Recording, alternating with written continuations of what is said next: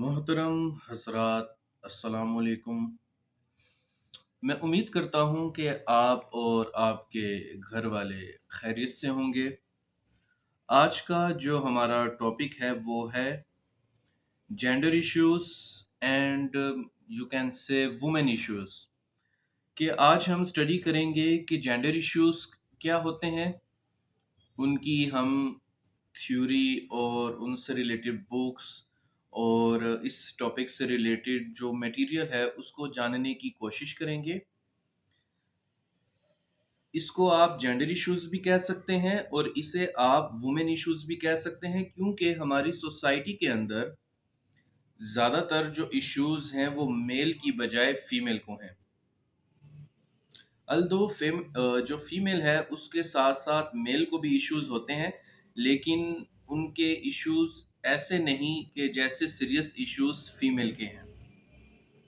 तो अगर हम बात करें जेंडर स्टडीज की, तो ये एक इंटर डिसिप्लिनरी फील्ड है जिसके अंदर आप एनालाइज करते हैं सोशल, कल्चरल, साइकोलॉजिकल चीज़ों को, जिससे आप समझ सकते हैं कि सोसाइटी के अंदर जेंडर्स का रोल क्या होता है, जो कि शेप देता है ह्यूमन एक्सपीरियंस को, पावर स्ट्रक्चर्स को और आइडेंटिटीज को।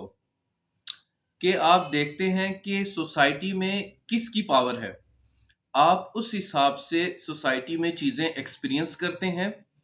और आपकी जो आइडेंटिटी है, शिनाख्त है कि आप मेल हैं या आप फीमेल हैं, तो बहुत सारी चीज़ें इसके ऊपर डिपेंड करती हैं। जैसे मेल और फीमेल को क्या एक जैसे ट्रीट किया जाता है या फिर मेल और फीमेल को डिफरेंट ट्रीट किया जाता है। मेल और फीमेल को मिलने वाली अपॉर्चुनिटीज क्या सेम है या फिर डिफरेंट है। अगर हम इसकी बात करें तो इसमें हम देखेंगे हेल्थ को, एजुकेशन को, पॉलिटिक्स को, मीडिया को। कि हमारे पास मेल और फीमेल को एजुकेशन में क्या इक्वल अपॉर्चुनिटीज अवेलेबल हैं, क्या हेल्थ की फील्ड में या जो हेल्थ फैसिलिटीज हैं कि एक इंसान का इलाज होना चाहिए, तो क्या मेल और फीमेल को इक्वल हेल्थ फैसिलिटीज अवेलेबल हैं। अगर हम बात करें पॉलिटिक्स की, तो क्या जिस तरह मेल सोसाइटी में पॉलिटिक्स कर सकते हैं, वो अपना एक ग्रुप बना सकते हैं, वो पॉलिटिकल डिस्कशन कर सकते हैं, क्या फीमेल ऐसा कर सकती है? और अगर कर सकती है तो क्या सोसाइटी उसको अलाउ करती है, उसका कल्चर अलाउ करता है, वहां की नॉर्म्स और वैल्यूज क्या इस चीज को अलाउ करते हैं? एंड पे है मीडिया। मीडिया में जो फीमेल है उनकी कंट्रीब्यूशन कितनी है और फीमेल राइट्स के ऊपर कितनी बातचीत होती है। अगर हम की एस्पेक्ट्स की बात करें, तो पहले नंबर पे हमारे पास है फोकस एरिया। तो जेंडर स्टडीज का फोकस जो है वो पहले नंबर पर है जेंडर बेस्ड वायलेंस। के जो फिजिकली कमजोर जेंडर है उसको मारा पीटा जाता है, उस पर वायलेंस किया जाता है, उसको टॉर्चर किया जाता है, चाहे वो फिजिकल हो या चाहे मेंटल हो। कि हमारी सोसाइटी के अंदर जैसे जो कमज़ोर लोग होते हैं, जिनमें बच्चे हैं, औरतें हैं और इंटरसेक्स वगैरह हैं और ट्रांसजेंडर्स हैं, तो क्या उनके ऊपर वायलेंस इसलिए होता है कि वो सोसाइटी का कमज़ोर हिस्सा है, कि या उनको कमज़ोर समझा जाता है, या फिर अगर वो अपने लिए आवाज़ उठाएंगे तो लोग उनका क्या साथ देंगे या साथ नहीं देंगे। तो अगर उनके लिए कोई आवाज नहीं उठाता और वो अपना डिफेंस नहीं कर सकते, तो फिर ये आसान है कि उन पर तशद्दुद किया जाए। तो हम देख रहे थे कि इसके फोकस एरियाज में हमारे पास बहुत सारी चीजें अवेलेबल हैं, जैसे जेंडर बेस्ड वायलेंस है, वुमेन्स रोल इन डेवलपमेंट है, कि जो सोसाइटी के अंदर डेवलपमेंट होती है, जैसे कि सोसाइटी के अंदर जो हमें डेवलपमेंट देखने को मिलती है जिससे मुल्क की जीडीपी भी बेहतर होती है, तो उसमें वुमेन का रोल क्या है और उसका कितना रोल है। फिर हम देखते हैं जेंडर रिप्रेजेंटेशन इन मीडिया, के मीडिया के अंदर जेंडर्स को कितनी रिप्रेजेंटेशन दी जाती है, कि मेल और फीमेल की क्या रेशो है मीडिया इंडस्ट्री के अंदर। तो इन तमाम चीज़ों को हम स्टडी करते हैं। इसके अलावा जो चौथी चीज़ है जो इसके फोकस एरिया में है, वो है queer theory. Q U double E R, cure theory.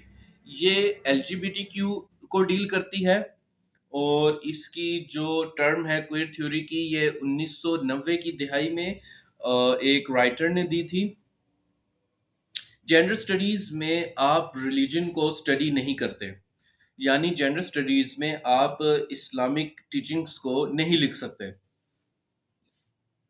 अल दो वो एक अलहदा बात है कि अगर C S S P M S में सोशियोलॉजी, जेंडर स्टडीज और पीएमएस में सोशल वर्क में अगर इस्लाम के साथ इसको लिंक किया जाता है, वहां पर आप उसका रेफरेंस दे सकते हैं कि इस्लाम में ह्यूमन राइट्स क्या है ख्वातीन के बारे में। लेकिन इन जनरल जो जेंडर स्टडीज है, जेंडर स्टडीज उसके अंदर आप इस्लाम की बातें या क्रिश्चियनिटी की बातें या जुदाइज्म की बातें या हिंदुइज्म की बातें या किसी भी मजहब की बात नहीं करते, आप इसको एक सेकुलर टर्म में स्टडी करते हैं।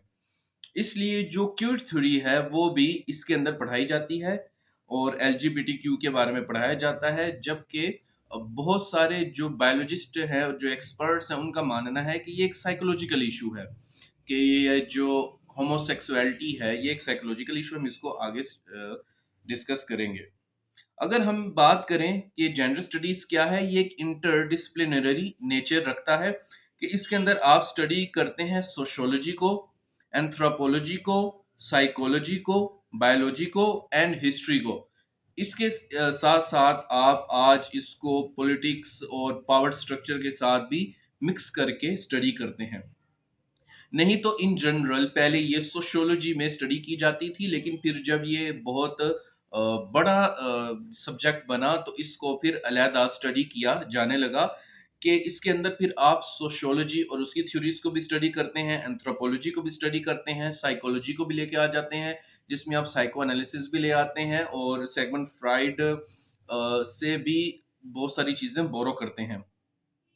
फिर बायोलॉजी को भी आप डिस्कस करने की कोशिश करते हैं, जबकि ये एक कंट्रोवर्शियल बात है कि बायो जेंडर स्टडीज में क्या कर रही है, क्योंकि बायोलॉजी तो क्यूर थ्योरी के खिलाफ है। ये हम आगे डिस्कस करेंगे। और इसमें हम हिस्ट्री भी स्टडी करते हैं, और हम देखते हैं कि किस तरह हिस्ट्री के अंदर फीमेल और मेल को अलहदा अलहदा सब्जेक्ट्स में डिवाइड किया गया है। अगर हम इसके सिग्निफिकेंस की बात करें कि जेंडर स्टडीज का जो सब्जेक्ट है इसकी सिग्निफिकेंस क्या है, तो ये क्रिटिकली एनालाइज करती है इनइक्वालिटीज को, और ये कहती है फोस्टर किया जाए किसको, equitable social, legal and economic system को, कि जो हमारे पास सोसाइटी के वीक सेगमेंट्स हैं आप उनके लिए काम करें। सोशल, लीगल, इकोनॉमिक, आप उनकी एजुकेशन वगैरह के लिए काम करें। अगर हम बात करें कि जेंडर स्टडीज के बाद आप क्या कर सकते हैं, तो उसमें आप ह्यूमन राइट्स एक्टिविस्ट बन सकते हैं, आप सोशल वर्कर बन सकते हैं, आप human resource development, human resource management में काम कर सकते हैं। अगर इसकी थ्योरेटिकल फाउंडेशन की बात करें तो उसमें मेनली दो थ्योरीज आती हैं, एक फेमिनिज्म आती है और दूसरा क्वेयर थ्योरी आती है। फिर फेमिनिज्म में first wave of feminism, second, third और फोर्थ वेव ऑफ फेमिनिज्म आ जाती है। इसके अलावा जो हमारे पास जेंडर स्टडीज है, ये इंटरसेक्शनैलिटी को भी देखता है, कि किस तरह जेंडर क्लास, रेस और रिलीजन में अपनी पोजीशन हासिल करता है। यानी कि आप देखते हैं कि जेंडर का रोल क्या है किसी स्पेसिफिक कल्चर में, रिलीजन में और रेस में, जिसमें आप वहाँ का कल्चर और एथनिक वैल्यूज को भी स्टडी करते हैं, और वो लोग किस मज़हब को फ़ॉलो करते हैं, उसको भी स्टडी करते हैं। अक्सर किसी भी जगह के कल्चर को उसके रिलीजन के साथ कंफ्यूज कर दिया जाता है कि समझा जाता है कि यहाँ का जो कल्चर है वही इनका रिलीजन है, जबकि वो बस आपस में एक रिलेशन कायम किए हुए होते हैं जिनका आपस में कोई ऐसा ताल्लुक नहीं होता। जैसे बहुत सारे इलाकों के अंदर वुमेन एजुकेशन को ठीक नहीं समझा जाता और इसको लिंक किया जाता है इस्लाम के साथ, जो कि गलत है। जबकि इस्लाम कहता है कि इल्म हासिल करना हर मुसलमान मर्द और औरत पर फ़र्ज़ है। तो किसी जगह के कल्चर को वहाँ के मज़हब के साथ अक्सर कन्फ्यूज़ किया जाता है। और इसके अंदर रिसर्च मेथड्स को देखा जाए तो दोनों क्वालिटेटिव और क्वांटिटेटिव मेथड में इसको स्टडी किया जाता है। अगर हम बात करें कि इसकी अगर हम थोड़ी हिस्ट्री की बात करें तो हमारे पास है कि सोसाइटी में ह्यूमंस को किस तरह के बेनिफिट्स अवेलेबल होते हैं। जैसे इकोनॉमिक बेनिफिट्स होते हैं, पॉलिटिकल होते हैं, कल्चरल बेनिफिट्स होते हैं, सोशल बेनिफिट्स होते हैं। लेकिन औरतों के मसाइल हैं कि उनको ये बेनिफिट्स नहीं मिल रहे। यानी कि जो औरतें हैं वो सोसाइटी के अंदर इतना आज़ाद महसूस नहीं करती जितना कि मर्द करते हैं। लाहौर, कराची, इस्लामाबाद की बात नहीं कर रहा। आप अगर छोटे शहरों में जाएँ और देहाती एरिया में जाएँ, तो वहाँ पर बहुत सारे लोग औरत के बाहर निकलने को टैबू समझते हैं, या फिर अगर वो बाहर सब्ज़ी लेने भी निकलती है या बाज़ार भी जाती है, तो उसको सैकड़ों आँखें देखने वाली होती हैं और वो शायद उसके लिए नॉर्मल भी हो जाए कि उसको एक ह्यूमन की बजाय शायद एक ऑब्जेक्ट के तौर पर देखा जाता है।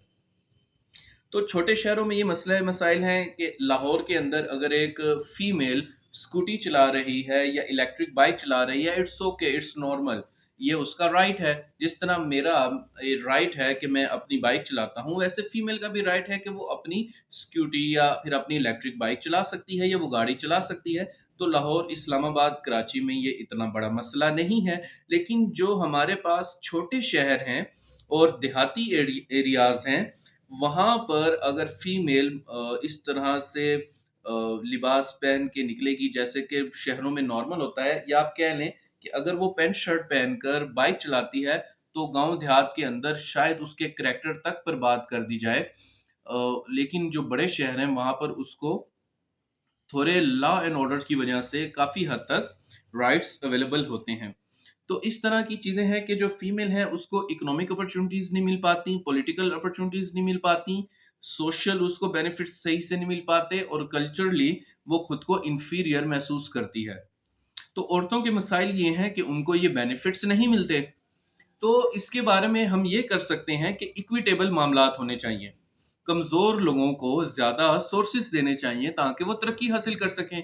कोटा सिस्टम होना चाहिए। जैसे हमारे पास कोई कमज़ोर एथनिक ग्रुप होता है, हम उसका एक कोटा सिस्टम रख देते हैं कि हर कॉलेज यूनिवर्सिटी के अंदर और गवर्नमेंट एग्ज़ाम के अंदर इनका 10% कोटा है, ये 2% है या 5% है।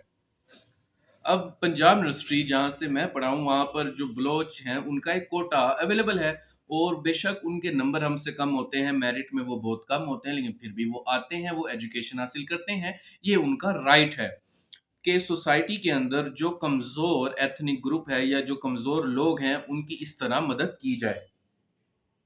सीएसएस में भी 10% वुमेन कोटा अवेलेबल होता है। लेकिन जो वुमेन इश्यूज हैं जो कि आज प्रेजेंट हैं, अगर हम उनकी रूट्स की बात करें कि जो रूट्स हैं वुमेन इश्यूज की, वो प्रेजेंट हैं traditional, backward, tribal, feudal societies के अंदर।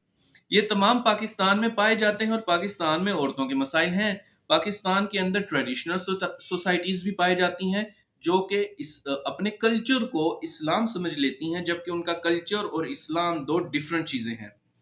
तो इसी तरह बैकवर्ड सोसाइटीज भी पाकिस्तान में अवेलेबल हैं, प्रेजेंट हैं, तो इसलिए वहां पर भी हमें वुमेन इश्यूज देखने को मिलते हैं। और पाकिस्तान में ट्राइबल एरियाज के अंदर वुमेन एजुकेशन को इतना अच्छा नहीं समझा जाता और इसको इस्लाम के साथ लिंक किया जाता है, जबकि इसका इस्लाम के साथ कोई ताल्लुक नहीं है। अ, अगर वहाँ पर फीमेल को मसले मसाइल हो जाएँ तो वो कहती हैं कि भई हमारे जो बच्चे हैं उनको फीमेल को फीमेल पढ़ाए और फीमेल को फीमेल डॉक्टर देखे। तो भाई आप अगर अपने घर की औरतों को टीचर बनाओगे, डॉक्टर बनाओगे, तभी तो वो अवेलेबल होंगी। लेकिन वहाँ पर हमें मसले-मसाइल देखने को मिलते हैं। फिर फ्यूडल सोसाइटीज़ के अंदर भी अक्सर फीमेल को एक सब्जेक्ट और ऑब्जेक्ट के तौर पर डिफरेंट ट्रीट किया जाता है। और हम सब जानते हैं कि जो पाकिस्तानी सोसाइटी है वो एक मेल डोमिनेंट सोसाइटी है। तो जेंडर इश्यूज और वुमेन इश्यूज के अंदर एक और इम्पोर्टेंट टॉपिक है। अभी तक हम 2 टॉपिक डिस्कस कर चुके हैं। तो जो तीसरा टॉपिक है जेंडर इश्यूज और वुमेन इश्यूज के अंदर, वो है difference between sex and gender.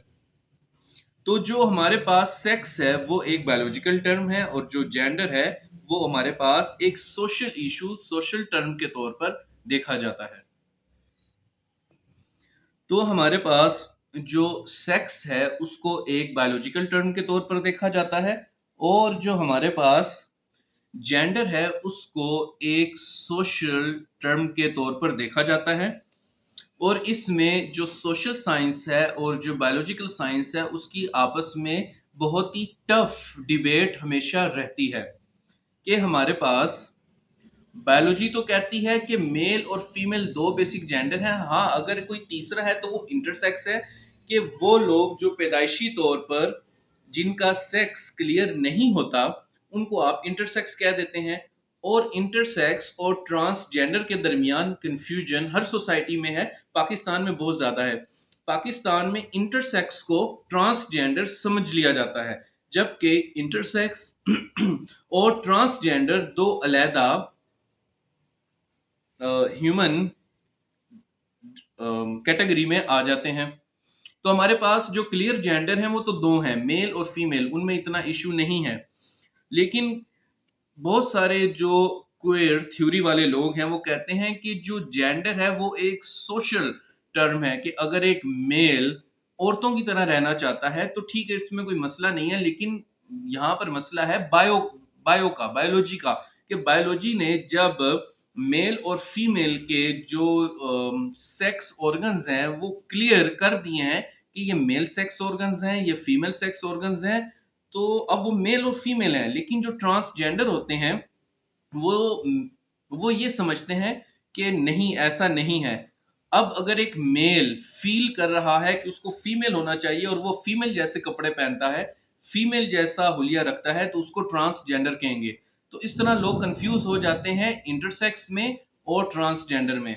जबकि जो इंटरसेक्स होते हैं वो पैदाइशी तौर पर उनका जेंडर, जो सेक्स ऑर्गन होता है उसमें कोई डिस्टरबेंस होती है। जबकि जो ट्रांसजेंडर होते हैं वो अपना जेंडर चेंज करते हैं। यानी एक मेल अगर फीमेल बनता है तो उसको भी ट्रांसजेंडर कहेंगे, और अगर एक फीमेल मेल बनती है तो उसको भी हम ट्रांसजेंडर कहेंगे, कि बायोलॉजिकली वो कुछ और है और उनकी अपीयरेंस कुछ और है। तो यहाँ पर हम किसी रिलीजन की बात नहीं कर रहे। एज अ मुस्लिम मैं भी इस चीज को ठीक नहीं समझता, लेकिन हम ये पेपर में नहीं लिख सकते, क्योंकि लिखेंगे तो फेल हो जाएंगे। जेंडर स्टडीज के पेपर के अंदर और जेंडर के ऐसे के अंदर अगर आप अपनी रिलीजन को सामने लेकर आ जाएंगे तो हो सकता है कि आप फेल हो जाएं, क्योंकि जो जेंडर स्टडीज है ये एक सेकुलर सब्जेक्ट है जिसके अंदर आप रिलीजन के बगैर इन चीजों को स्टडी करते हैं। एज अ मुस्लिम मेरा भी ये मानना है कि जेंडर दो हैं, और अगर इस्लामिक पॉइंट ऑफ व्यू से देखा जाए तो दो हैं, या फिर कोई तीसरा हो सकता है अगर वो इंटरसेक्स है, कि अल्लाह ताला की तरफ से पैदाइशी तौर पर उसका जो सेक्स ऑर्गन है वो क्लियर नहीं है, वो मेल और फीमेल के बिटवीन है।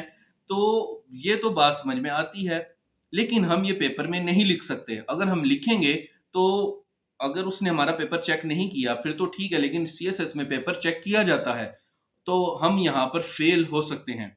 इसलिए जेंडर जो स्टडीज या जेंडर इश्यूज या वुमेन इश्यूज का जो ऐसे है उसको ज्यादातर लोग इग्नोर करते हैं इन्हीं चीजों की वजह से। हाँ, वुमेन इश्यूज के ऊपर तो आप क्लियरली लिख सकते हैं, उसमें कोई एलजीबीटीक्यू का आपने नहीं लिखना, कोई क्वेयर थ्योरी आपने रिप्रेजेंट नहीं करनी। लेकिन जहां पर जेंडर स्टडीज आएगी वहां पर फिर आप से डिमांड की जा रही होती है कि आप क्वेयर थ्योरी के ऊपर भी थोड़ा सा लिखें। और अगर वहां पर आप लिख देंगे कि एज अ मुस्लिम ये ठीक नहीं है, या एज अ क्रिश्चियन, या एज अ जो जुदाइज्म में है, या एज अ हिंदू, या कुछ भी, तो आपको फेल किया जा सकता है, क्योंकि ये कोई रिलीजियस सब्जेक्ट नहीं है, ये एक सेकुलर सब्जेक्ट है। फिर हमारे पास यहाँ पर चौथा पॉइंट है, जो चौथा टॉपिक है वो ये है कि जो प्रोडक्टिव रोल है सोसाइटी के अंदर वो किसका है। अगर हम देखें तो हमारी इस वक्त सोसाइटी के अंदर जो प्रोडक्टिव रोल है वो ज्यादातर मेल के पास है, कि आपके पास जो मेजर इंजीनियर्स हैं, डॉक्टर्स हैं, पॉलिटिशियन हैं, सारे के सारे क्या हैं, मेल हैं। और आपके पास जितनी भी वर्क फोर्स है उसके अंदर जो मैक्सिमम जेंडर इन्वॉल्व है वो आपके पास मेल है। तो जो मेल है वो अर्निंग करते हैं, वो प्रोडक्टिव रोल में है, और जो फीमेल है वो हाउसवाइफ है और वो रिप्रोडक्टिव रोल के अंदर है। एक किताब है मिरातुल मुस्लिमा के नाम से शायद है, मौलाना अबुल कलाम आज़ाद की, मुसलमान औरत। मुसलमान औरत, ये मुस्लिम औरत के नाम से किताब है, मौलाना अबुल कलाम आज़ाद की। मुझे उठानी याद नहीं रही वरना मैं आपको दिखा देता।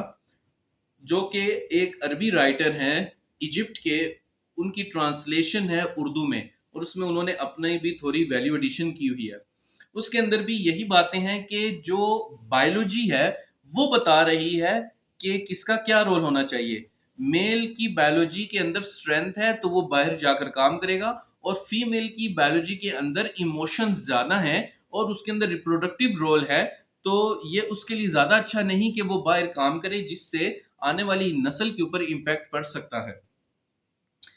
तो ये रवायती मामलात हैं, और ज़रूरी नहीं कि हर घर में या हर माशरे में ऐसा हो। इसका उलट भी हो सकता है कि हम आज बहुत सारे जो जगह हैं वहाँ पर मेल घर में रहते हैं और फीमेल बाहर जाके पैसे कमाती हैं, वगैरह वगैरह। हाँ, और ये बात हमेशा याद रखिएगा कि इसके अंदर आपने अपना रिलीजन नहीं लिखना, यहाँ पर सिर्फ सेकुलर जो थ्योरीज हैं उनको रिप्रेजेंट किया जाता है। और जो हमारे पास पांचवा टॉपिक है इसमें, वो है वायलेंस अगेंस्ट वुमेन, कि जो फीमेल है उसके ऊपर वायलेंस क्यों होता है। यहां पर ये बात याद रखने की जरूरी है कि जो वायलेंस है वो दो तरह का होता है, फिजिकल एंड साइकोलॉजिकल। फिजिकल ये है कि अगर आप किसी वुमेन के ऊपर हाथ उठाते हैं, उसको मारते पीटते हैं फिजिकली। मेंटल ये है कि आप उसको मेंटल टॉर्चर करते हैं, जैसे कि हमारी सोसाइटी के अंदर वुमेन को बहुत ज्यादा टॉर्चर किया जाता है तलाक के नाम से, या छोड़ देने के नाम से, या इस तरह के बहुत सारे इश्यूज होते हैं, या करेक्टर असैसिनेशन। या फिर अगर किसी भी फीमेल को तंग करना हो तो उसकी करेक्टर असैसिनेशन बहुत ही आसान समझी जाती है। हमारे जो माहौल में, हमारे माशरे के अंदर एक तरह की मुनाफकत पाई जाती है। वो मुनाफकत ये है कि ये समझा जाता है कि जो मेरे घर की औरत है वो शरीफ है, और जो बाहर की औरत है वो अवेलेबल है।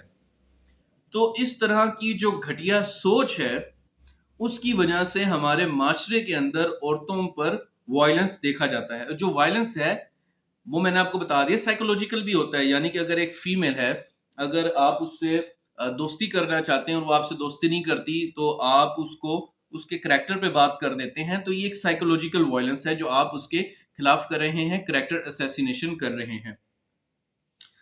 तो इसकी जो रीजंस हो सकते हैं, वो पहला है पेट्रियार्की सिस्टम। पेट्रियार्की सिस्टम का मतलब है मेल डोमिनेंट सोसाइटी के जो मेल हैं वो प्रोडक्टिव रोल में है, वो पावर में है, वो पॉलिटिक्स में है, वो इकोनॉमिक्स में है, वो हर जगह इन्वॉल्व है, और जो फीमेल है वो घरों में है। इसे पेट्रियार्की सिस्टम कहते हैं। दूसरा है फिजिकल वीकनेस, के फीमेल जो है वो मेल की स्ट्रेंथ का मुकाबला नहीं कर सकती। तीसरा है डोरी इश्यूज, कि अगर कोई औरत जहेज लेके नहीं आती तब भी उसको कमजोर समझा जाता है, मारा पीटा जाता है। जब कोई लड़की बाहर जॉब करने जाती है तो बहुत सारी जगहों पे, ज्यादातर नहीं लेकिन कई जगहों पर ऐसा होता है कि मिडिल क्लास लड़कियों को उनकी फाइनेंशियल मजबूरी की वजह से हरासमेंट का सामना करना पड़ता है। काम सिखाने से, बहाने से उनके करीब होने की कोशिश की जाती है, या फिर उनके ऊपर रौब डाला जाता है और बाद में रवैया अच्छा किया जाता है ताकि उनसे दोस्ती की जा सके। या फिर उनकी मदद की जाती है और उनको कहा जाता है कि तुमने कोई भी मसला हो तो तुमने मेरे पास आना है, मैं तुम्हारी मदद कर दूंगा। इस तरह उसके दिल के अंदर एक यानी कि एम्पैथी के इमोशन के जरिए से उसको यूज करने की कोशिश की जाती है। तो ये डिफरेंट चीजें हैं कि वो इमोशनल होती है, फिजिकली वीक होती है, और पेट्रियार्की सिस्टम है। और डाउरी इश्यूज हैं। इसके अलावा ये है कि साइकोलॉजिकल डिस्टर्ब जो पर्सन होते हैं वो वायलेंस करते हैं। ये भी देखा गया है कि बहुत सारे जो लोग हैं जो घरों में तशद्दुद करते हैं, उनके साइकोलॉजिकल इश्यूज होते हैं। और जब ये स्टडी की गई तो देखा गया कि वो लोग जो कि जिनके ऊपर वायलेंस होता है, जो बाहिर कहने को तो वो मर्द होते हैं लेकिन बाहिर वो बेइज्जत होते हैं, उनकी कोई सुनने वाला नहीं होता, क्योंकि वो माशरे में कमज़ोर हैं, सोसाइटी में कमज़ोर हैं, तो वो घर आकर फिर वही करते हैं जो उनके साथ बाहर हुआ होता है। यानी अगर उनको बाहर बेइज्जत किया जाता है तो वो घर में आकर अपने बच्चों को या औरतों को पीटते हैं। फिर ब्रेन डिसऑर्डर्स हैं, जो पागल लोग होते हैं वो वायलेंस की तरफ जाते हैं। फिर कॉम्प्लेक्स फैक्टर हैं, इन्फीरियॉरिटी कॉम्प्लेक्स है कि अगर एक मेल है वो नखट्टू है और उसकी बीवी अगर है वो पढ़ी लिखी है, तो उसके माइंड में जाता है कि भाई मैं तो मर्द हूँ। तो और वो फिर इन्फीरियॉरिटी कॉम्प्लेक्स में आकर भी लड़ाई फसाद में हाथ उठा सकता है। फिर ये है कि किसके पास ज़्यादा इकोनॉमिक पावर है। मर्द को लगता है कि भाई अगर मैं पैसे कमा रहा हूँ और मैं अपने बीवी बच्चों का पेट पाल रहा हूँ, तो वो उसको मारता पीटता है अपना राइट समझ के। हाँ, इसके अंदर एक ये भी होती है रॉन्ग इंटरप्रिटेशन ऑफ रिलीजन, कि जो अल्लाह ताला का दीन है या अगर आप किसी भी मज़हब में मानने वाले हैं, उसकी जो गलत इंटरप्रिटेशन है वुमेन को लेकर, फिर वहाँ पर मसले मसाइल पैदा होते हैं। फिर वो कल्चरल चीज़ को मजहबी रंग देकर जस्टिफाई किया जाता है। इसके अलावा हमारे पास चाइल्ड मैरिज है। चाइल्ड मैरिज के अंदर बहुत सारे मसले मसाइल होते हैं। ब्रेन इतना मैच्योर नहीं होता। अ, बलूगत के साथ साथ मेंटल मैच्योरिटी भी बहुत इंपॉर्टेंट होती है शादी करने के लिए। अगर एक इंसान है उसके माइंड के अंदर ये थॉट क्लियर ही नहीं है कि मेल फीमेल जब मैरिज में आते हैं तो उनकी क्या रिस्पॉन्सिबिलिटीज होती हैं, उनके क्या रोल्स होते हैं, उनको आपस में रहना कैसे है, उनके दरमियान जो मसले मसाइल आएंगे तो उनके ऊपर एनालिसिस करके उसको सोल्व कैसे करना है, कम्युनिकेशन कैसे करनी है। तो फिर वो जो इमेच्योर है वो मसले मसाइल पैदा करता है। इसके अलावा हमारे पास ऑनर किलिंग है ट्रेडिशनल और ट्राइबल सोसाइटी के अंदर, जिसमें हमारे पास नून मुकदम केस भी है और बलोचिस्तान का वाकया भी है कि जिसमें लव मैरिज के ऊपर मियाँ बीवी को, जिनके बच्चे भी थे, उनको मार दिया गया। तो ये था हमारे पास वायलेंस अगेंस्ट वुमेन, जिसमें मैंने रीजंस बताने की कोशिश की। फिर हमारे पास छठा टॉपिक आता है कि वाई मेल डिग्रेड फीमेल। तो जो हमारे पास मेल है वो फीमेल को डिग्रेड क्यों करते हैं, तो उसमें हमारे पास एक है सोशल थ्योरी, जिससे सोशलाइजेशन थ्योरी भी आप कह सकते हैं, कि मर्द जो बड़ों से सीखता है वो वही करता है। अगर कोई देखता है कि सोसाइटी के अंदर अगर ओबाश लड़के खड़े हुए हैं और आप भी उनमें खड़े हुए हैं और कोई फीमेल जा रही है तो वो उसको आते हुए और जाते हुए देख रहे हैं, उसके बॉडी पार्ट्स के ऊपर बात कर रहे हैं, तो आप समझेंगे कि ये नॉर्मल है, कि सब कर रहे हैं तो मैं भी कर सकता हूँ। जबकि ऐसा नहीं होना चाहिए। आप वैसे तो पेपर में इस्लाम की बात नहीं करनी, लेकिन यहाँ से मुझे एक वाकया याद आ गया कि आप सल्लल्लाहु अलैहि वसल्लम की एक वाइफ के पास एक इंटरसेक्स आया करता था या आया करती थी। वो इंटरसेक्स हंसी मजाक करता था और आप सल्लल्लाहु अलैहि वसल्लम की मौजूदगी में भी वो आ जाता था। तो एक दिन आप सल्लल्लाहु अलैहि वसल्लम अपने घर के बाहर खड़े थे और वो घर में आप सल्लल्लाहु अलैहि वसल्लम की वाइफ के साथ था, और उनको एक मदीना की औरत का वाकया सुना रहा था कि जब वो आती है तो उसके जिस्म पे इतने बल पड़ते हैं, जाती है तो इतने बल पड़ते हैं। तो उस ये एक तरीका था फिजिकल शेप स्ट्रक्चर बताने का। तो आप सल्लल्लाहु अलैहि वसल्लम गुस्से से घर में दाखिल हुए और उन्होंने कहा कि आज के बाद ये मेरे घर में नहीं आएगा, कि इसको शर्म नहीं है कि एक औरत की इज्जत क्या होती है। तो आप देख सकते हैं कि जो अल्लाह के नबी थे वो औरत की इज्जत को लेकर कितने कॉन्शियस थे और जीरो टॉलरेंस थी। और वुमेन राइट्स के ऊपर उनसे ज्यादा हिस्ट्री में किसने काम किया है। तो आप देखते हैं कि सोशल लर्निंग थ्योरी के अंदर बहुत सारी चीजें जो सोसाइटी के अंदर नॉर्मलाइज होती हैं, उनको समझ लिया जाता है कि वो ठीक है। सोसाइटी में कोई चीज नॉर्मलाइज होने का मतलब ये नहीं होता कि वो सही है। अब अगर आप ये समझते हैं कि आपकी घर की औरतों की इज्जत है और जो बाहर औरतें हैं उनकी इज्जत नहीं है, तो बाकी लोग भी यही समझेंगे कि जब आपके घर की औरत बाहर निकलेगी तो वो भी आपके घर की औरत की इज्जत नहीं करेंगे। वहां पर लोगों की गैरत जाग जाती है, उनकी मुनाफकत वाली झूठी गैरत जाग जाती है कि भाई मेरे घर की औरत की इज्जत है कि तुमने इसको क्यों देखा, और भाई यही काम तो तुम भी कर रहे होते हो। तो ये सोशल लर्निंग थ्योरी है कि माशरे के अंदर इतना ज़्यादा बिगाड़ है कि आप गलत चीज़ों को भी ठीक समझ लेते हैं। जिस सोसाइटी में आप रहते हैं, वहीं का कल्चर आप सीखेंगे। They learn their role from society.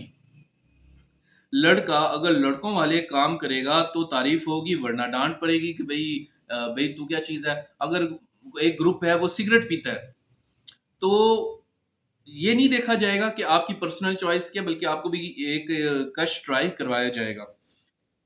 मेरे फादर ने मुझे एक बात सिखाई थी कि एक इंसान को मेंटली तौर पर इतना मजबूत होना चाहिए कि अगर उसके ग्रुप के अंदर कोई ड्रग्स कर रहा है या अल्कोहल कंज्यूम कर रहा है, तो ये उसकी पर्सनल चॉइस है कि उसने उनका साथ देना है या फिर उसने अपनी जिंदगी खुद बनानी है या बिगाड़नी है। और जो जेंडर रोल्स होते हैं वो तो सोसाइटी के अंदर पहले से ही डिस्कस होते हैं, और लड़के अपने से बड़े लड़कों की नकल करते हैं। और इसके नेचर में तो आप देखते हैं कि जब भी कोई बच्चा पैदा होता है तो उसकी फिर ट्रेनिंग के ऊपर बहुत सारी चीजें डिपेंड करती हैं, जिसे नर्चर कहते हैं। तो नेचर वर्सेस नर्चर की डिबेट भी आप यहाँ पर लिख सकते हैं कि जो पेरेंट्स की ट्रेनिंग है वो बहुत ज्यादा इंपॉर्टेंट होती है। अगर बच्चा घर में देखता है कि मेरी जो मदर है, मेरा फादर उनकी रिस्पेक्ट नहीं करता, ऐसे है वैसे है फलाना ढिमकाना है, और माँ भी बच्चे की अच्छी तरबियत नहीं करती, तो फिर हमें सोसाइटी के अंदर जेंडर बेस्ड जो प्रॉब्लम्स हैं वो ज्यादा देखने को मिलते हैं। हमारे पास जो सातवां टॉपिक है वो है, सेवन टॉपिक है, जेंडर रोल्स आर जेनेटिक। यहाँ पर इस चीज को, यानी जेंडर स्टडीज में, जेंडर इश्यूज में, वुमेन इश्यूज में इस चीज को स्टडी किया जाता है कि जो जेंडर के रोल हैं वो बायोलॉजी बताएगी या आप सोसाइटी में रहकर उनको चेंज कर सकते हैं। फ्रॉइड ने ये कहा था, जो कि मशहूर साइकोलॉजिस्ट है, कि बायोलॉजी इज डेस्टिनी, कि जो सोशल जो रोल्स होते हैं वो जीन्स के अंदर होते हैं, जिसमें आइडिया ऑफ एसेंशियलिज्म भी आ जाता है। जिसमें एक फेमस एक्सपेरिमेंट था कि एक लड़का पैदा हुआ, उसको लड़कियों के कपड़े पहनाए गए, वैसा ही रखा गया, लेकिन जब वो अडल्ट हुआ तो उसने दोबारा लड़का बनने को ही फोकियत दी। उसने कहा कि नहीं, मेरी आइडेंटिटी जो है वो बायोलॉजिकल आइडेंटिटी मेल है, तो मैं मेल ही बनूंगा। और एलजीबीटीक्यू वाले ये कहते हैं कि जो सेक्सुअल ओरिएंटेशन होती है वो नेचर में नहीं होती, वो सोशल मामला है और माशरे की नॉर्म्स में है। लेकिन यहाँ पर एक बात काबिले गौर है कि जो ट्रांसजेंडर होता है, जो कि मेल होता है, यानी कि जो मेल ट्रांसजेंडर है, जो कि कहने को मेल है लेकिन फीमेल बना होता है, लेकिन जब उसके अंदर सेक्सुअल डिजायर पैदा होती है तो वो फीमेल की तरफ ही अट्रैक्ट होता है।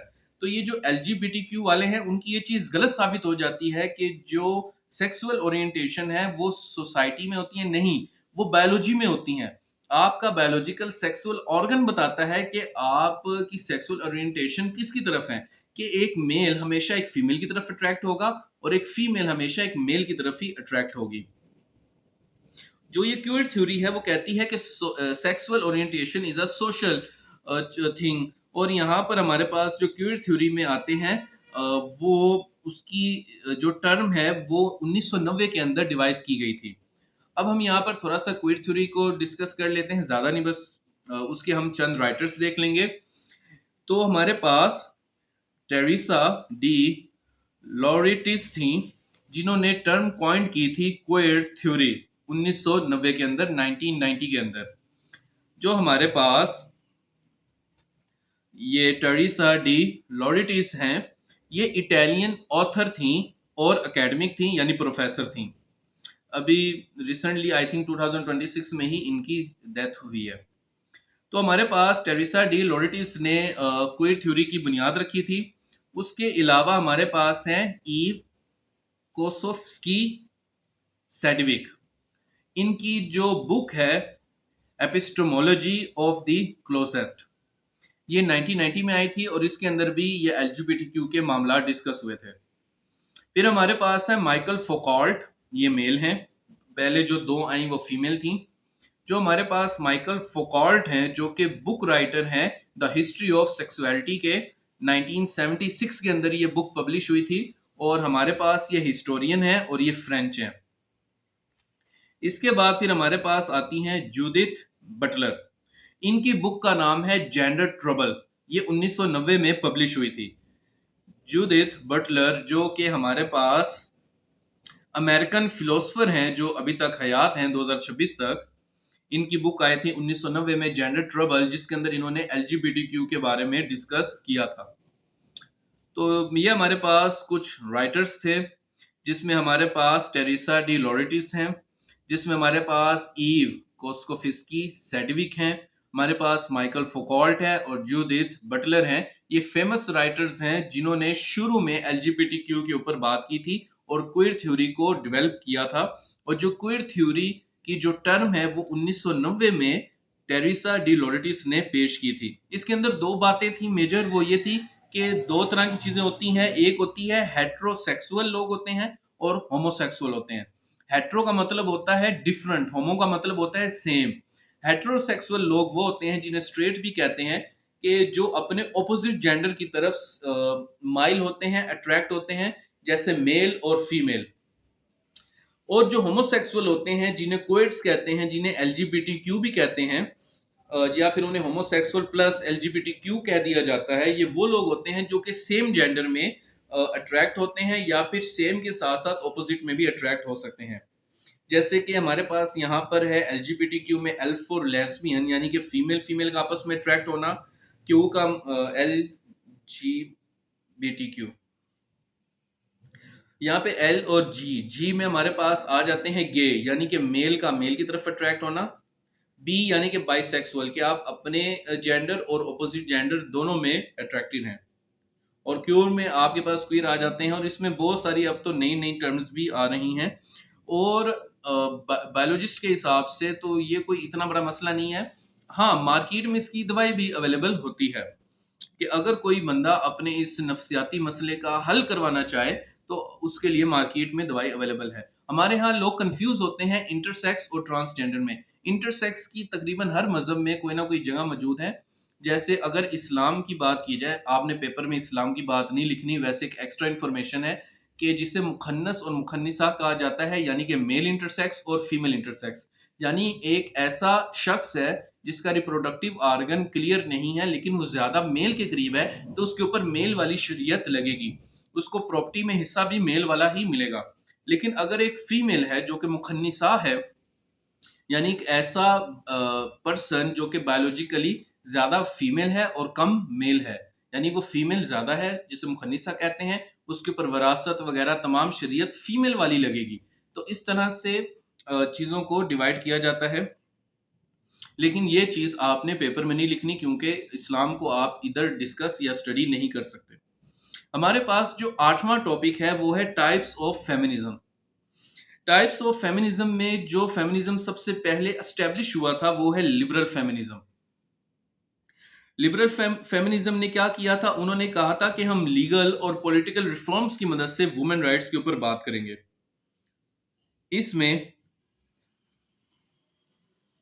जो हमारे पास राइटर हैं वो हैं मैरी वॉलस्टोनक्राफ्ट। तो जो हमारे पास मैरी वॉलस्टोनक्राफ्ट हैं, उनकी बुक है a vindication of rights of women. 1792 के अंदर ये बुक पब्लिश हुई थी, जिसका जो फोकस था वो वुमेन एजुकेशन के ऊपर था और एजुकेशन राइट्स ऑफ वुमेन के ऊपर था। She was first liberal feminist, ये पहली लिबरल फेमिनिस्ट थी, और ये इंग्लिश फिलोसफर और राइटर थी, और इनका ताल्लुक 18वीं सदी से है। फिर हमारे पास जो दूसरा लिबरल फेमिनिस्ट फेमस आता है वो भी हमारे पास एक इंग्लिश फिलोसफर है जो कि लिबरल फेमिनिस्ट भी हैं। ये फिलोसफर भी थे और इकोनॉमिस्ट भी थे, और इनका नाम है जॉन स्टुअर्ट मिल। इन्होंने यूटिलिटेरियनिज्म को मॉडिफाई किया था। दूसरे नंबर पे हमारे पास है रेडिकल फेमिनिज्म। रेडिकल फेमिनिज्म कहता है रेवोल्यूशन की मदद से, डंडे की मदद से, बगावत की मदद से हम वुमेन राइट्स हासिल करेंगे, क्योंकि ये जो लीगल मामला है और जो पॉलिटिकल मामला है ये एक तरह का फ्रॉड है, और अगर हम बगावत करेंगे तो हम ज्यादा अच्छे तरीके से अपने राइट्स हासिल कर सकते हैं। और ये तो बहुत ही अजीबोगरीब किस्म की बातें करते हैं, लेकिन इसमें कुछ चीजें ठीक हैं और कुछ तो बहुत ही समझ से बाहर है, कि भाई कोई साइकोलॉजिकल इशू ही होगा कि कोई ऐसा सोचेगा, लेकिन ये बात आपने पेपर में नहीं लिखनी, आप फेल हो सकते हैं। तो रेडिकल फेमिनिज्म में पहली जो चीज है वो है एंड ऑफ पेट्रियार्की सिस्टम, कोई इशू नहीं। दूसरा है कि वुमेन डोमिनेंट सोसाइटी होनी चाहिए, और वो इसकी डिमांड करते हैं कि हर चीज में वुमेन की डोमिनेंस होनी चाहिए। भाई आप अपने आप को इस काबिल बनाएं तो सामने आ जाएं, कोटा सिस्टम की बजाय ओपन सिस्टम में आके compete कर लें। फिर एक आपके पास मूवमेंट है फायर स्टोन, जिसमें रेडिकल फेमिनिस्ट कहती हैं कि जो चाइल्ड है, child must be born in a machine, कि बच्चे पैदा होने से औरत का वक्त जाया होता है। कभी आप मेल फीमेल जो सेक्सुअल मटेरियल है वो लें, उसकी रिप्रोडक्शन करवाएं और उसको मशीन में तैयार करें, क्योंकि जो फीमेल है उसकी जिंदगी के 9 10 12 15 महीने बच्चा पैदा करने में बर्बाद हो जाते हैं। ये फायर स्टोन में आप देखते हैं।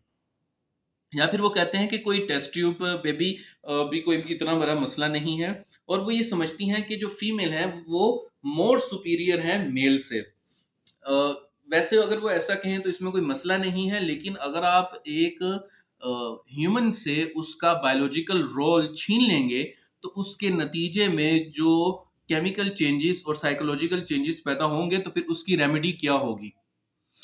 तो ये रेडिकल फेमिनिस्ट जो होते हैं ये बहुत ही अजीबो-गरीब किस्म के लोग होते हैं। ये जो अजीबो-गरीब किस्म के लोग हैं और मैं जो उनके ऊपर क्रिटिक कर रहा हूँ, वही बात है कि पेपर में आप ये लिखेंगे तो आपके नंबर कम हो जाएँगे, और अगर ज़्यादा तनकीद करेंगे तो शायद आप फेल भी हो जाएँ। क्योंकि आप से अगर आपकी राय माँगी जाएगी तब आपने देनी है, वरना इसमें आपकी जो पर्सनल इमोशंस हैं या जो आपकी जो रिलीजियस टीचिंग है, उसको डिस्कस ही नहीं किया जाता। तीसरे नंबर पे हमारे पास है मार्क्सिस्ट फेमिनिज्म। ये इंस्पायर है कार्ल मार्क्स से, और ये कहते हैं कि चूंकि मर्दों के पास कैपिटल है, इसलिए मर्द डोमिनेट करते हैं और हम औरतों पर जुल्म करते हैं। तो जिसके पास कैपिटल होगा, ताकत होगी, वो बादशाह होगा और दूसरे के ऊपर जुल्म किया जाएगा। चौथे नंबर पे हमारे पास आता है सोशलिस्ट फेमिनिज्म। ये कार्ल मार्क्स ने थ्योरीज नहीं दी थी, लेकिन ये कार्ल मार्क्स से इंस्पायर हैं। तो कैपिटलिस्ट डोमिनेट करते हैं सोसाइटी के अंदर। एक बंदा जिसके पास कैपिटल है वही डोमिनेट करेगा। और इसके अलावा ये है कि जो औरतें हैं उनको कम सैलरी पे नौकरी दी जाती है। टीचिंग फील्ड के अंदर भी अगर मेल की तनख्वाह 40,000 है तो फीमेल 25,000 पर भी ज्वाइन कर लेती है।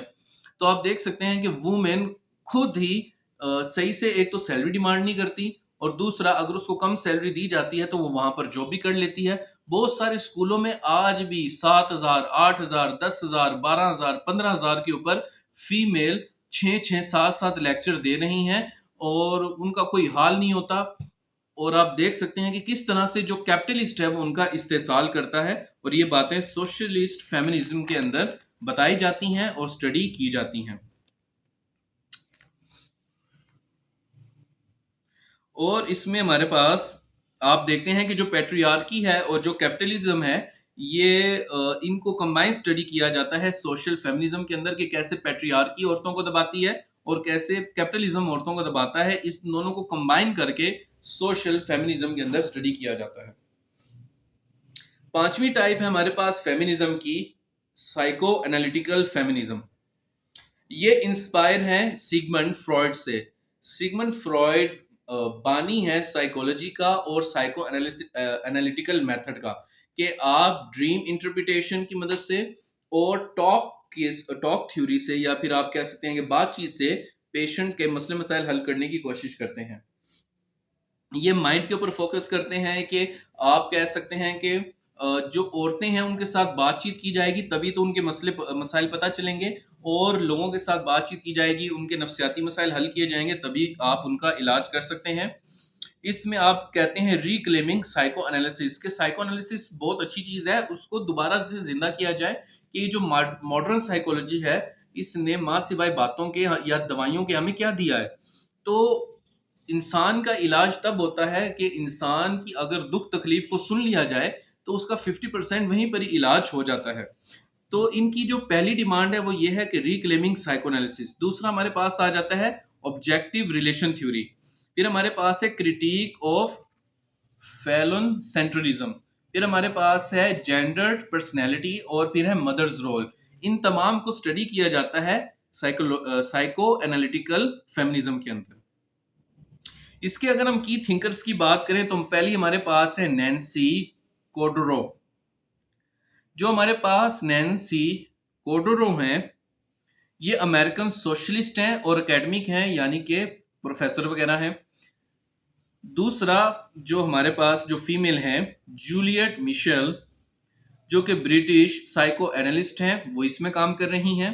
तीसरी हमारे पास हैं ल्यूस इरिगैरी, ये फ्रेंच फिलोसोफर हैं और लिंग्विस्टिक हैं। प्रोनाउंसिएशन में मसले मसाइल हो सकते हैं, उसके लिए माजरत। फिर हमारे पास मेलिनी कैलिन है, जो कि ऑस्ट्रियन ब्रिटिश ऑथर हैं और फिलोसोफर हैं। ये जो चार फीमेल हैं, ये बहुत ज़्यादा एक्टिव हैं साइको एनालिटिकल फेमिनिज्म के अंदर, और ये इसके अंदर बहुत ज़्यादा काम कर रही हैं कि सोच बदलेगी तो ज़िंदगी बदलेगी, कि आपने औरतों की भी नफ्सियाती ट्रेनिंग तो करनी है, उन्हें बताना है कि आपने अपनी बेटियों को भी पढ़ाना है, आपने अपनी बेटियों की वेलफेयर के लिए भी काम करना है, आपने अपनी बेटियों को एजुकेशन के साथ स्किल्स देने हैं ताकि कोई उनका इस्तेसाल ना कर सके। जैसे फीमेल के पास अगर स्किल्स होंगे तो वो इज्जत की रोटी कमा सकेगी, और कोई उनको पैसे देकर उनका इस्तेसाल नहीं कर सकेगा या फिर जबरदस्ती उनको प्रोस्टिट्यूशन में नहीं धकेल सकेगा। जो हमारे पास छठी थ्योरी है फेमिनिज्म की, वो है पोस्ट मॉडर्न फेमिनिज्म, और ये जो पहले वाली जितनी थ्योरीज थी उनका एनालिसिस करते हैं और उनके ऊपर क्रिटिसिज्म करते हैं और अपनी नई थ्योरी देने की कोशिश करते हैं। 45 मिनट्स का या 46 मिनट का लेक्चर हो चुका है, और अभी हमारे दो टॉपिक बाकी हैं। मैं उम्मीद करता हूं कि मैं जल्दी जल्दी इनको कवर कर दूं। तो हमारे पास आज का जो 9th टॉपिक है वो है मूवमेंट्स ऑफ फेमिनिज्म। तो जो ब्लैक राइट्स मूवमेंट थी, उसके अंदर कुछ अमीर घराने की जो औरतें थीं वो भी लंदन गई थी और वहां पर कॉन्फ्रेंस अटेंड की थी, जिनमें एलिजाबेथ कॉडे स्टैंटन भी थी, जो कि अमेरिकन राइटर और एक्टिविस्ट थी। लेकिन वो जब वहां पर पहुंची तो वो और उनके साथ जो औरतें थी, उनके माइंड में ये ख्याल पैदा हुआ कि हम यहाँ पर जो ब्लैक पीपल हैं उनके हकूक के लिए आए हैं, लेकिन तो हमारे तो माशरे में वुमेन राइट्स भी नहीं है। अगर कोई औरत को मारता पीटता है तो उसके लिए वो जेल में नहीं भेज सकती। जो शोहर है वो उसका राइट समझा जाता है कि वो अपनी औरत को मार पीट सकता है, और औरतों को वोट का हक नहीं है, पॉलिटिक्स में हक नहीं है, वो सही से एजुकेशन हासिल नहीं कर पाती।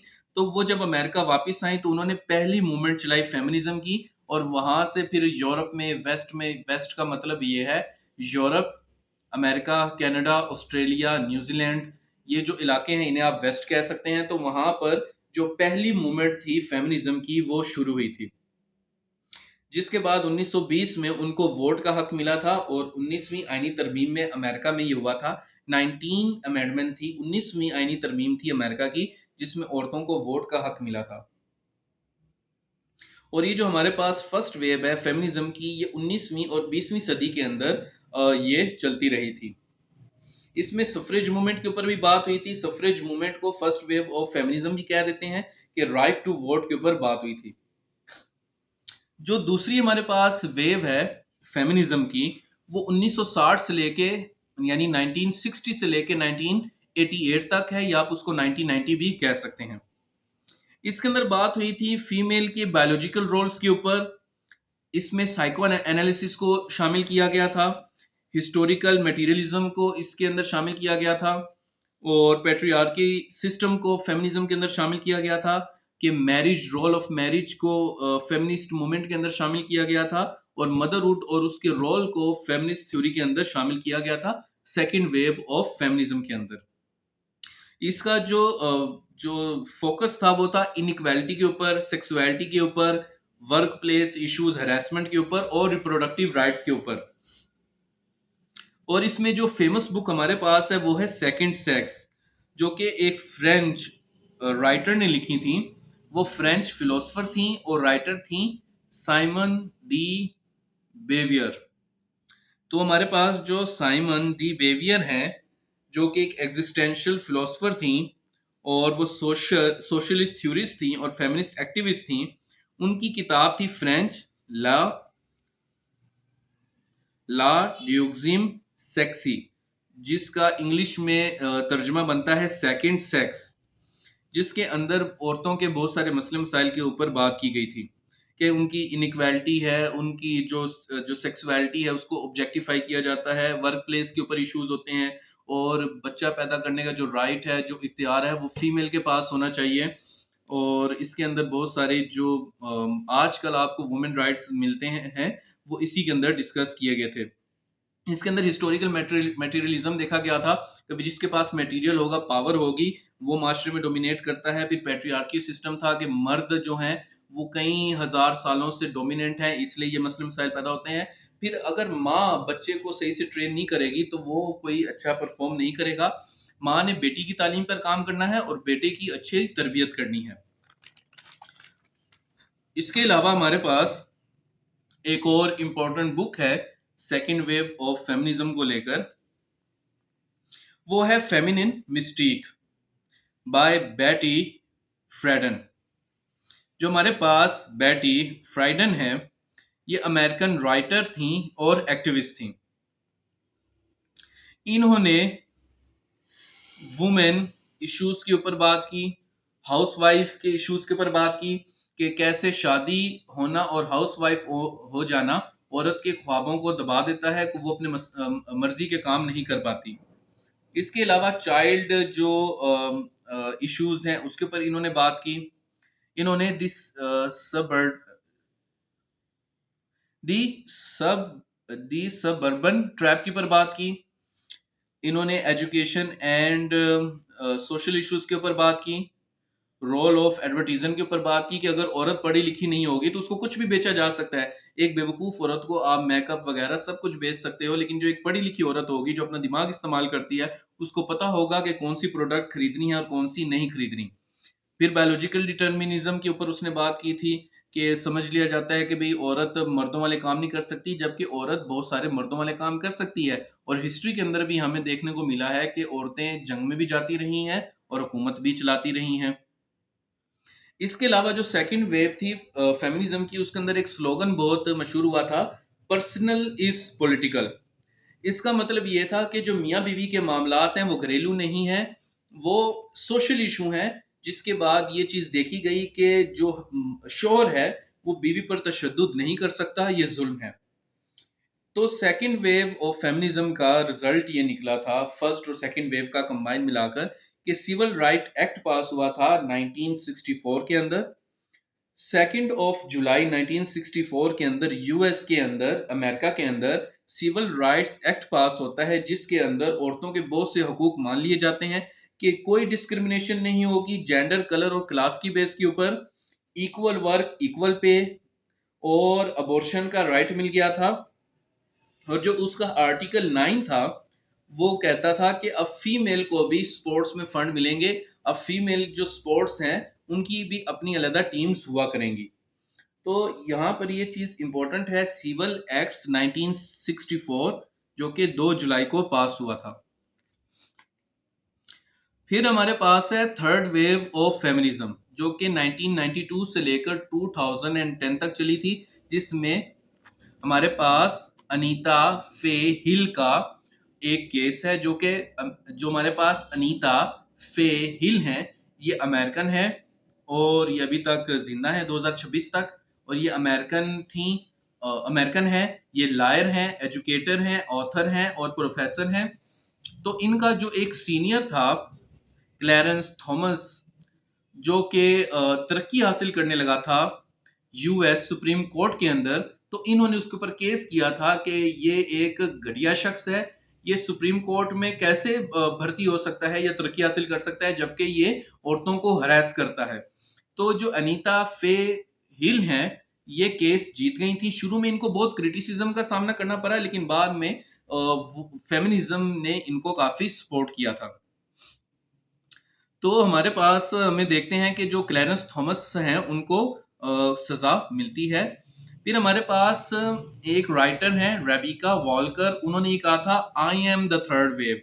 ये लगता है कि बहुत इगोइस्टिक खातून होंगी कि पूरी वेव को ही कह रही है कि I am the third wave, लेकिन इसमें चलो कोई बात नहीं है। तो पहली दो लहरों में लीडर्स थी और अब तीसरी वेव में कोई लीडर नहीं थी बल्कि सोशल मीडिया आ चुका था। क्योंकि आप देख सकते हैं कि जो तीसरी वेव है 1992 से लेकर 2010 तक है कि फेसबुक वगैरह और जो सोशल मीडिया है, यूट्यूब है, वो आ चुके हैं, डिजिटल मीडिया, सोशल मीडिया आ चुका है। तो अब कोई लीडर नहीं है, सब अपनी अपनी जगह पर ग्रुप्स में काम कर रहे हैं। और जो पहली दो मूवमेंट थी वो सिर्फ वेस्ट तक थी और जो तीसरी मूवमेंट है ये आपके पास थर्ड वर्ल्ड कंट्रीज के अंदर भी, या आप कह सकते हैं ग्लोबल साउथ के अंदर भी आ चुकी थी। जो पहली दो वेव थी वो ग्लोबल नॉर्थ में डोमिनेंट थी, और जो तीसरी वेव है वो बहुत ज्यादा एक्टिव होती है ग्लोबल नॉर्थ के साथ साथ ग्लोबल साउथ में भी।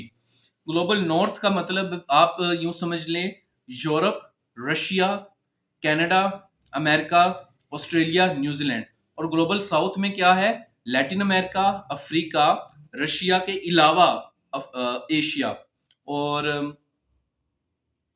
हाँ, ये आपके पास ग्लोबल साउथ है जिसे थर्ड वर्ल्ड कंट्रीज भी कह देते हैं। जो फोर्थ वेव है वो 2012 2010 या 2012 में शुरू हुई थी और आज तक चल रही है, जिसमें हैशटैग मी टू मूवमेंट भी हमें देखने को मिलती है।